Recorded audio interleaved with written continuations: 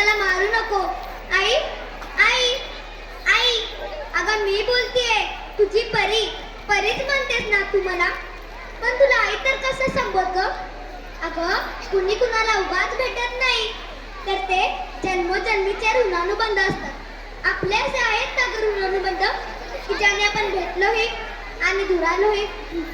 असो, काल तुझं आणि बाबांचं बोलणं चोरून पोटातच ऐकलं ग.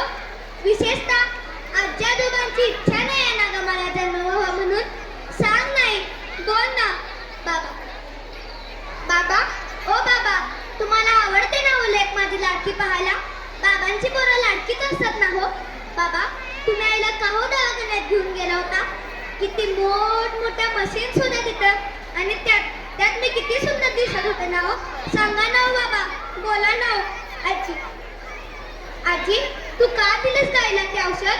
किती कडू होतं ग आजी ते. आजी असं देत जाऊ नको ग, मला त्रास होत होता, मला गुदमरून येत होतं. आजी, तू पण एक मुलगी म्हणूनच जन्माला आलीस ना ग. मग माझं स्वागत तू नाही करणार तर अजून कोण करणार ग? सांग ना आजी. आई, तू का घेतलंस ग ते औषध? किती कडू होतं गाय ते. आई, मला खूप त्रास होत होता ग, मला गुदमरून येत होतं खूप. आई, जर मला घालून तरी बघ ग एकदा. तुझे जे रूप पाशील तू माझ्यात अनेकदा.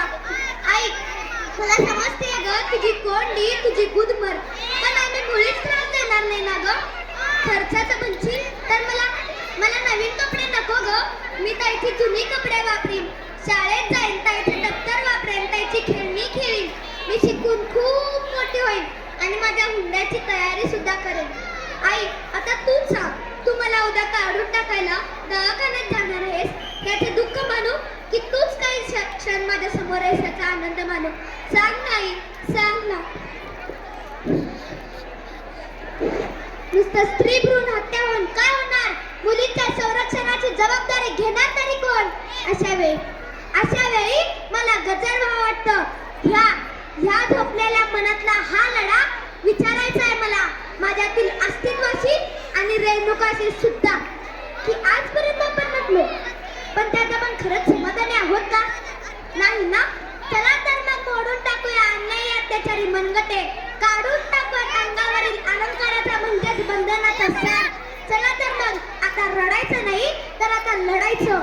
ऐक मुली तुला सांगते, ऐक मुली तुला सांगते, पिंजऱ्यातच आता पडू नकोस. ऐक मुली तुला सांगते, पिंजऱ्यातच आता पडू नकोस. पेटून उठ तू रडू नकोस, पेटून उठ तू रडू नकोस. ह्या जमान्यातल्या दुर्योधनाच्या औलादीची कमी नाही. ह्या जमान्यातल्या दुर्योधनाच्या औलादीची कमी नाही. वाचवायला येईल कृष्ण कोणी याची सुद्धा हमी नाही. वाचवायला येईल कृष्ण कोणी याची सुद्धा हमी नाही.